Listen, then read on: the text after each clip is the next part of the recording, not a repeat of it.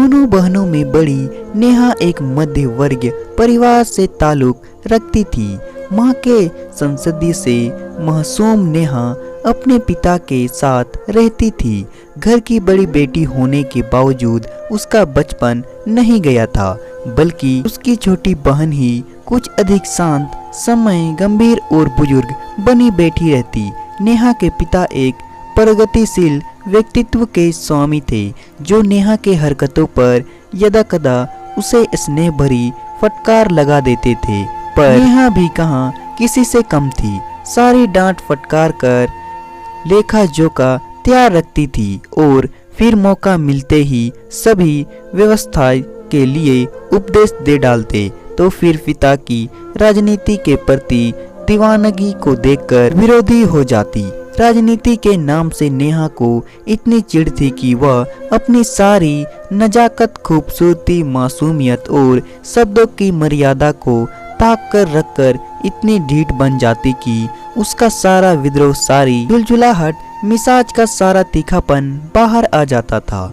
बाप बेटी के इस तकरार से अजीज रहने वाली नीलम अक्सर किसी सीरिया कर कहती, राजनीति से इतना प्रेम और घृणा दोनों ही खतरनाक हैं। नेहा, तुम जो राजनीति के नाम पर दांत पीस पीस कर लड़ती हो, तुम्हारी शादी जरूर किसी राजनीतिक परिवार में होगी।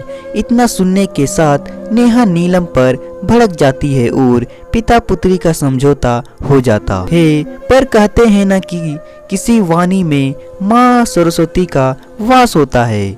अल्हड़ परिवार, निश्चित व्यक्तित्व की स्वामिनी नेहा कब सोहन को पसंद आ गया, इसका एहसास उसे तब हुआ जब शहर के पीएम सोहन का रिश्ता नेहा के लिए आया। इस खबर ने जहां नेहा की आत्मा का गला घोट दिया था, वह वहीं उसके पिता सूरदास राजनीतिक परिवार को रिश्ते के लिए मना करने का हौसला नहीं दिया पाए। विवाह के प्रस्ताव को मना कर तलवार की धार पर चलने का समर्थ उसमें ना था। वर्तमान सामाजिक परिस्थितियों के परिणय विवाह और तृप्त उसके ज्यादा प्रसंगीय नजर आ रही थी, वरना होंगे तो कुछ भी हो सकता था। अपने ही कुबोल में कुपित नीलम स्वयं को मुनि का अवतार समझ रही थी। उधर अपने आश्चर्य अंतर्राष्ट्रीय में उलझी नेहा रोई खीजी पर अपने परिवार के खैरियत के लिए एमएलए के शादी करने का तैयार हो गई और अपने इनकार से पिता का दिल नहीं दुखाना चाहती थी। अपने कुंडल और खीज से छोटी बहन का भविष्य खतरे में नहीं डालना चाहती थी। नियत समय पर विवाद संपन्न हुआ। एक तो पिता और बहन को छोड़कर जाने का गम था और फिर बेदली का रिश्ता। नेहा चुप हो गई थी, आंसू को छुपाने के लिए नसों के सहारे उसे हृदय में उतार देती। पर जब आंसुओं के सैलाब हृदय डूबने लगा तो आंसू यकायक पलकों पर उतर आते। मायके से विदा होकर जब ससुराल आई तो ऐसा लगा मानो स्वर्ग को किसी ने इंद्रधनुष के रंगों से भर दिया हो।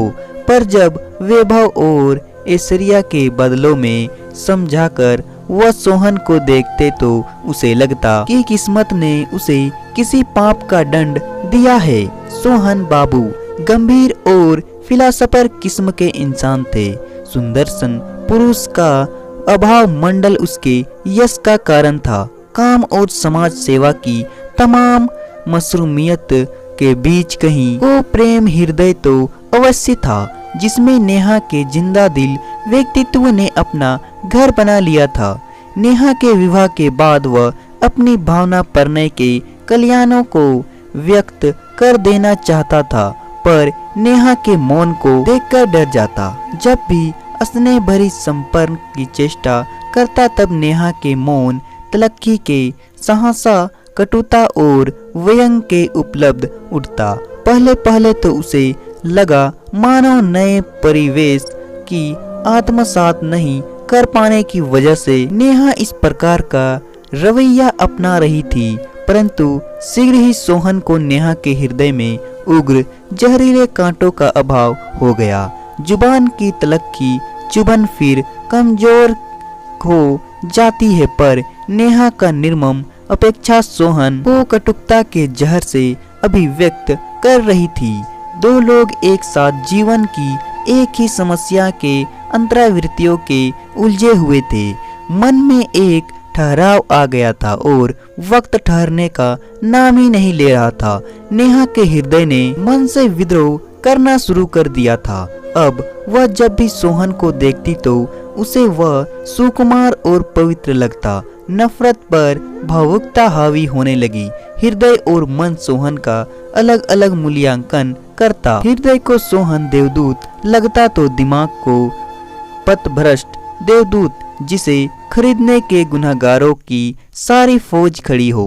वही सोहन नेहा के तिरस्कार से ज्यादा उसके बदले हुए रूप में गमजदा था, जिसे विवाद संपन्न जिंदा दिल और मस्त मोला अंदाज का वह कायल हो गया था। वही सब कुछ नेहा का किसी ने छीन लिया था। उसका दिल और दिमाग बेबस हो रहा था। अपने ही प्यार का निवास ना कर पाने के कसर से वह नेहा से दूर हो रहा था। एक ही घर में दोनों अजनबियों की तरह रह रहे थे और एक ऐसी चाबी की तलाश कर रहे थे जिसका कोई ताला ही नहीं था।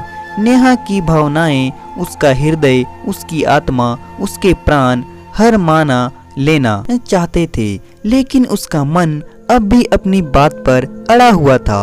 हृदय में प्रेम की कोमल उपस्थिति को मन झंझलाहट और से स्वीकार कर रहा था। ताजुब है कि दिल और दिमाग की सरसुकसी में दिमाग का नियंत्रण खो गया। नेहा सीढ़ियों से नीचे गिर गई और टांग टूटने के दर्द से ज्यादा सुरक्षा और अस्वीकार कर दिए जाने की भावना से तड़प उठी। अस्पताल के बिस्तर पर पड़ी पड़ी न जाने कौन कौन से बुरे ख्यालों में बिदने लगी। कभी सपना देखते ही सोहन उसे अपने से दूर कीचड़ में फेंक रहा था और अगले ही पल पांव में तीखी दर्द से सारा बदन कांपने लगा।